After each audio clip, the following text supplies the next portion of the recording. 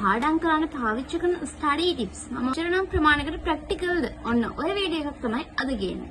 විශේෂයෙන්ම 2026 O level A level ළමයි දෙගොල්ලම අනිවාර්යයෙන්ම අපි ඔක්කොම එක්සෑම් එකට තමයි මේ පාඩම් කරන්නේ. 2022 කියලා ප්‍රශ්න. Hello everyone, welcome back to my YouTube channel. ඔන්න අද ගේන වෙනස්ම විදිහේ වීඩියෝ එකක්. ඒ කියන්නේ වෙනදට ගේන්නේ ස්ටඩි ටිප්ස්. ඒ කියන්නේ පාඩම් කරන්න ඕනේ කොහොමද? ඊට පස්සේ සබ්ජෙක්ට් වල වීඩියෝ ඔහොමනේ. ඉතින් අද අපි තුන් දෙනාම වෙනස්ම විදිහේ වීඩියෝ එකක් තමයි ගේන්න යන්නේ. ඒ කියන්නේ අපි පාඩම් කරන්න පාවිච්චි කරන ස්ටඩි ටිප්ස්. මම ඔයාලට කියලා දෙන්නේ මෙහෙම පාඩම් කරන්න. එතකොට එහෙම මතක හිටිනවා කියලා. අන්න ඒවා ප්‍රැක්ටිකලි අපි කොහොමද යූස් කරන්නේ? පාඩම් කරද්දී ඒවා කොච්චරනම් ප්‍රමාණයකට ප්‍රැක්ටිකල්ද? ඔන්න ඔය වීඩියෝ එකක් තමයි අද ගේන්නේ. එහෙනම් අනිවාර්යයෙන්ම ඔයා එක්සෑම් එකක් කරන්න ඉන්න ළමයෙක් නම් එහෙම නැත්නම් මේ විදිහ පාඩම් කරන කෙනෙක් නම් විශේෂයෙන්ම 2026 O level A level ළමයි දෙගොල්ලම අනිවාර්යයෙන්ම බලන්න.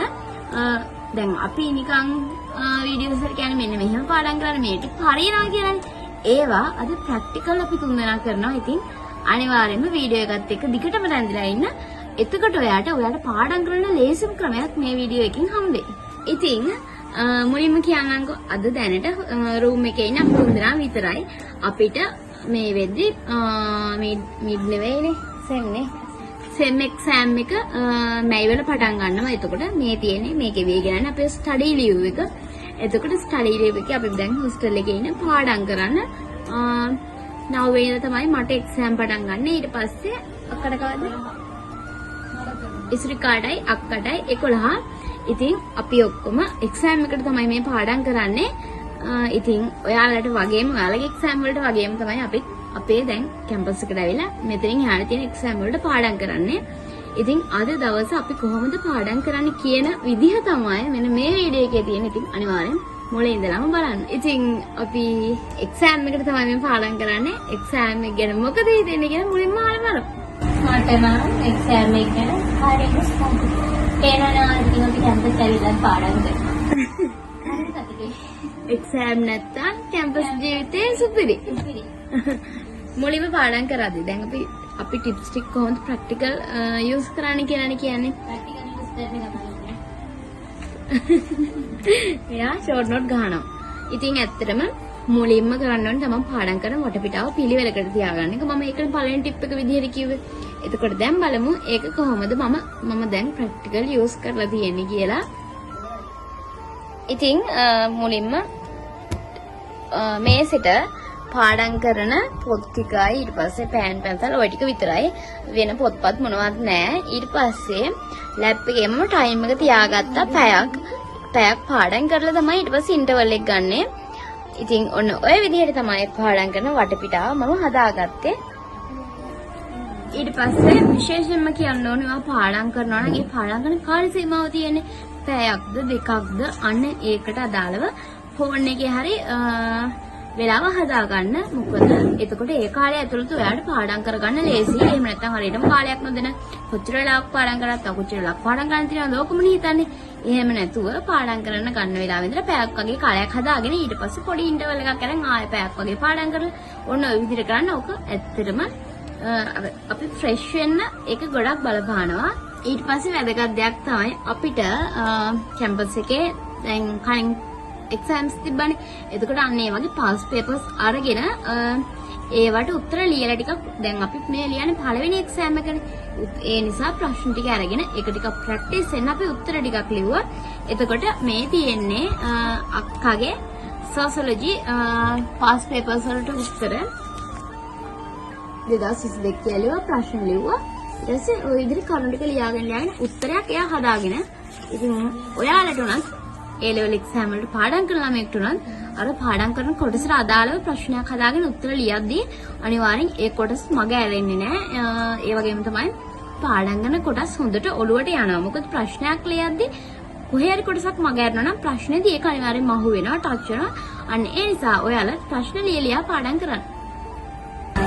දැන් මම සකාලේ ඉන්නේ මම ලියලා තියෙන ප්‍රශ්නය. ඉතින් මේ තියෙන ඉස්රිකා එයාගේ ෆාස්ට් පේපර්ස් වල එහෙම ඊට පස්සේ අර පාඩම් කරන කොටස් වලට ප්‍රශ්න හදාගෙන ඒ ප්‍රශ්න වලට උත්තර ලියලා තියෙන විදිහ මම කරන්නේ දැන් මම ඔක්කොම ප්‍රශ්න ටික හදාගන්න. මම ඉතලා ප්‍රශ්න 10ක් වගේ ගිය අවුරුද්දේ ෆාස්ට් පේපර් අරගෙන හදාගන්න. එතකොට මට තේරෙනවා හැම අවුරුද්දකම සාමාන්‍ය එකම ළඟින් යන ප්‍රශ්න තියෙනවා. එතකොට අපිට ඒ ප්‍රශ්න හැම එකටම ලියන්න පුළුවන් විදිහට එක උත්තරයක් හදාගන්න. ඒක ඔයාලත් බලන්න ඔයාලගේ දැන් එක්සෑම් තියෙන අවුරුද්දේ ඔයාලා ෆාස්ට් පේපර් බලනවනේ. එතකොට ඔයාලත් ඒ වගේ උත්තර හදාගන්න. දැන් මේ ගිය අවුරුද්දේ කලින් අවුරුද්දේ මෙහෙම ප්‍රශ්නයක් ආවා. ඒකට මේ වගේ උත්තර ලියන්න පුළුවන්. ඊට පස්සේ මම කරන්නේ මේ වගේ කොළ අරගෙන දැන් මම පාඩම් කරපු උත්තරේ මම ලියනවා. මම ලියලිය තමයි මම පාඩම් කරන්නේ. මට ඒක තමයි මගේ මතකෙට යන්නේ. ඔයාලට පුළුවන් ඔයාලට ලියලි පාඩම් ගන්න පුළුවන්. ඒ වගේ ටික්ස් ඔයාලා පාවිච්චි කරන්න. අනික මේ ටයිමින් කියලා ලියන්න. ප්‍රශ්න දෙකේ ඊට එක්සෑම් එකට පැය 3යිද තියෙන්නේ. ඒ තුන බලලා ටයිම් මැනේජ් කරගෙන ඉන්න. ඔයාලට අවසාන විනාඩි 5ක් ඉතුරු වෙනවා කියන්නේ. ඒ විනාඩි 5 ඔයාලගේ ප්‍රශ්න අංක විභාග අංක මේ හරියට දාලාද තියෙන්නේ. මොකද මේ ගණන් කරගෙන මේ බය නැතුව එක්සෑම් එකට ෆේස් කරන්න. ඊට පස්සේ මම ඔයාලට කියලා දෙනවා පාඩම් කරද්දී මුළු පාඩමම පුළුවන් නම් එක පිටුවකට, ඒ කියන්නේ එක කොලයකට අරගෙන ඒ ටික පාඩම් කරන්න ගන්න කියලා. මොකද අර දැන් ෂෝට් නෝට් ගහද්දී පිටු එක චූඩි කොල කෑලි 50ක් විතර අමුණලා ෂෝට් නෝට් ගහද්දී අවශ්‍ය දේ හොයාගන්න අමාරුයි. මොකද ඒ පිටු ගානම පෙළ හොයන්න බෑ. ඒ නිසා මට වැදගත් වෙච්ච දෙයක් සහ මම මේ වෙදි ප්‍රැක්ටිකල් යූස් කරන දෙයක් තමයි අර මුළු පාඩමම එක පිටුවකට ගන්න එක. ඉතින් එන්නකො ඒක මම දැන් ඔයාලට පෙන්නන්නම්. ඉතින් මේ තියෙන්නේ මම half sheet පිටු 3ක් අරගෙන ඒ 3 අලවලා තියෙන. ඊට පස්සේ මගේ පාඩම තමයි කෘෂි කර්මාන්තය. කෘෂි කර්මාන්තය මෙතනින් මෙහෙම පටන්ගෙන මේ මුළු දැන් මේක සම්පූර්ණ කොලයක් වගේ මම හදලා තියෙන්නේ. මේ කොලේට වැදගත් කරුණු සේරම මම එකතු කරලා තියෙනවා. එතකොට කෘෂි කර්මාන්තය සම්බන්ධයෙන් මොන ප්‍රශ්න ආවත් මට ඒකට උත්තර ටික ඉක්මනට අමතක වුණත් හොයාගන්න පුළුවන්. මොකද දැන් කෘෂි කර්මාන්තයේ තියෙන ඊට පස්සේ ඒකෙන් හරිත විප්ලවය, ඊට පස්සේ හරිත විප්ලවයේ ලක්ෂණ, ඊට පස්සේ බලපෑම්, ඊට පස්සේ ප්‍රතිඵල, ඊට පස්සේ එතනින් අහපුවාම ජෛව තාක්ෂණය, ජාන තාක්ෂණය, ඊට පස්සේ ඒකේ ලක්ෂණ වාසි අවාසි මේ ඔක්කොම ටික එකම විදිහට මම අරගෙන තියෙනවා. මේක ඇත්තටම ගොඩක් ප්‍රැක්ටිකල්. මම ඒ ලෙවල් කාලේ ඉඳලා පාවිච්චි කරපු ටිප් එකක් තමයි මේක. ඉතින් අනිවාර්යෙන් මේක ඔයාලා කරලා බලන්න. ඊට පස්සේ පාඩම් කරන කෙනෙක්ට ගොඩක්ම වැදගත් දෙයක් තමයි පුළුවන් නම් තව කෙනෙක් එක්ක ඒ දේවල් ඩිස්කස් කරගන්න පාඩම් කරන කරුණු ටික. ඒ කියන්නේ තියරිම එක දිගට පාඩම් කරගෙන ඔළුවට දාගන්න එක හොඳයි. ඊටත් වැඩිය හොඳයි තමන්ගේ යාළුවෙක් එක්ක අර පාඩම් කරපු කොටසට අදාළ ඒ කොටස ඩිස්කස් කරන එක. එතෙන්දී තමන්ට එන ප්‍රශ්න ටික සේරම නිරාකරණය වෙනවා. මොකද දැන් ඔයා පාඩම් කරන කොටස මොකක් හරි වඩ පොඩි ඩවුට් එකක් තිබ්බොත් ඒක විසඳගත්ත හැකි ඔයාගේ යාළුවා එක්ක. ඉතින් අපිට කැම්පස් එකේ අපි කුප්පි දානවා කියලා දෙයක් කරනවා. කුප්පි දානවා කියන්නේ අර නොදන්න දේවල් අහගන්න පුළුවන්. ඊට පස්සේ මුළු පාඩමක් එක එක්කෙනා අපි එකතු වෙලා ඩිස්කස් කරගන්න පුළුවන්. අන්න ඒ වගේ දේවල්. ඉතින් ඒක අපිට ඇත්තටම ගොඩක් ප්‍රයෝජනවත්. මොකද දැන් හැමෝම පාඩම් කරනවානේ. එතකොට එක කොටස එකම පාඩම් කරත් එක එක්කෙනා ඒක වටහා ගන්න ප්‍රමාණය වටහා ගන්න විදිහ වෙනස්. එතකොට මම වටහා ගන්න විදිහ මම ඒක මතක තියාගන්න ක්‍රමයට වැඩිය තව කෙනෙක් මතක තියාගන්න ක්‍රමය වෙනස් වෙන්න පුළුවන්. දැන් මට ලේසි ක්‍රමයක් මතක තියාගන්න පුළුවන්. තව කෙනෙක්ට ටිකක් අමාරු විදිහට මතක තියාගන්න පුළුවන්. එහෙම තිබ්බොත් අපි මේ ඩිස්කස් කිරීම තුළින් මට කියලා දෙන්න පුළුවන් මෙන්න මේ ලේසි ක්‍රමයක් තියෙනවා මේ ලක්ෂණ ටික මතක තියාගන්න. ඔයත් එහෙම කරලා බලන්න. අන්න ඒක ප්‍රැක්ටිකලි අපි පාඩම් කරද්දී ඒක කරනවා. එතකොට ඇත්තටම ඒක ගොඩක් මතක හිටිනවා. ඉතින් කන්දනියක්යි ඉස්රිකයි ඒ දෙන්න සෝෂියොලොජි වල ප්‍රශ්නයක් කතා කර හිටියේ. ඉතින් මම ඒ වීඩියෝ ක්ලිප් එකක් මෙතෙන් දාන්නම්.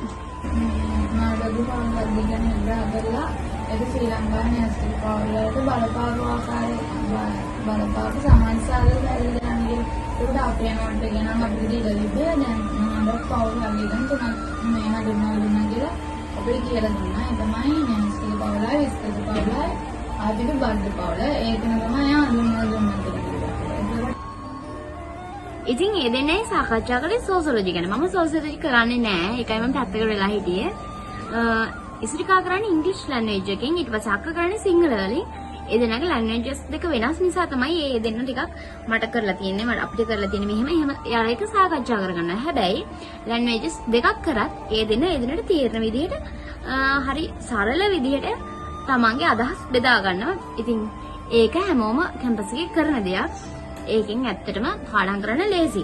එතකොට ඔයාලා ඒ ලෙවල් කරන නංගිලා මල්ලා ඕ ලෙවල් කරන නංගිලා මල්ලා මේ වීඩියෝ එක බලනවා නම් ඔයාලගේ තව පාඩම් කරන යාළුවෝ ඉන්නේ.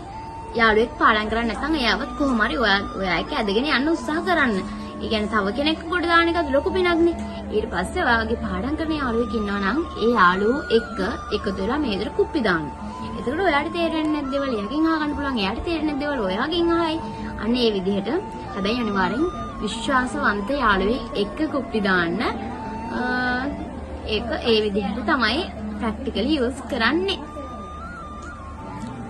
ඊට පස්සේ දැන් අපිට උගන්වන්නදී අපිට දෙන නෝට් ලොකුයිනේ. එතකොට අනිවාර්යෙන් කරන්න පුළුවන් දෙයක් සහ වැදගත් දෙයක් තමයි අර ලොකු නෝට් එකේ ඔයාලට අත්‍යවශ්‍යම කරුණු ටික highlight කරගන්න. මම මේ ටිප් එක ඔයාලට කලින් කියලා තියෙනවානේ. ඒක මම ප්‍රැක්ටිකල් යූස් කරන්නේ කොහොමද කියලා මම ඔයාලට පෙන්නන්නම්. මම කෘෂිකර්මාන්තයේ තමයි පාඩම් කරගෙන හිටියේ. එතකොට ඒකට අදාළව මම වැදගත් කරුණු ටික highlight කරලා තියෙනවා කලින්. ඉතින් ඒ ටික මම දැන් ඔයාලට පෙන්නන්නම්.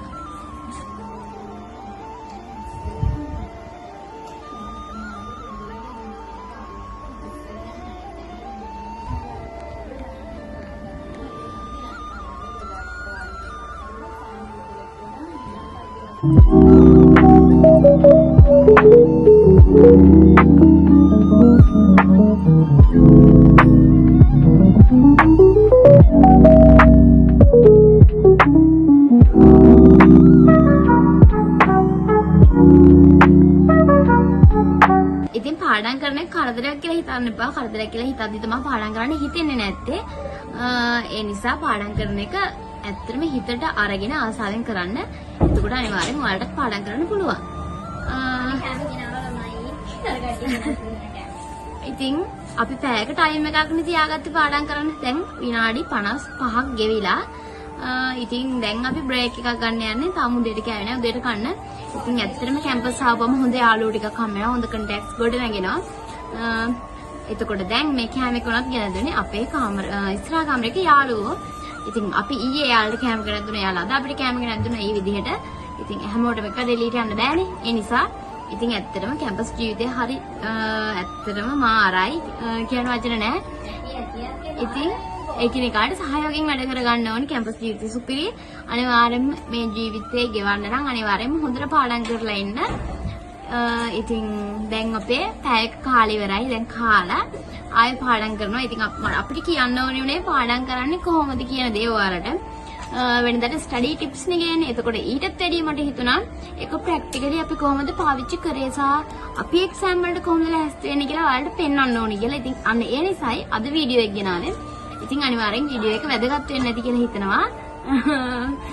ඉතින් ගන්න හොඳටම බඩ ගෙනලා අපි කාලා එන්නම්. ඉතින් තව ඉස්සරහට ඔයාලට ගේන්න ඕනේ වීඩියෝස් මොනවද කියලා අනිවාර්යෙන් කමෙන්ට් එකක් දාන්න. කැම්පස් එකේ වීඩියෝද, ස්ටඩි ටිප්ස්ද, ස්ටඩි වීඩියෝද, ෆනි වීඩියෝද ඕනි දෙයක් දාන්න කමෙන්ට් කරන්න සහ සබ්ස්ක්‍රයිබ් කරලා නැත්නම් අනිවාර්යෙන් සබ්ස්ක්‍රයිබ් කරන්න. 2026 ළමයිට විශේෂයෙන්ම කියන්නේ ඔයාලා වෙනුවෙන් ලොකු වැඩක් කරනවා ඉස්සරහට. ඉතින් මාත් එක්ක එකතු වෙලා ඉන්න. බයි. කාලෙන් නම්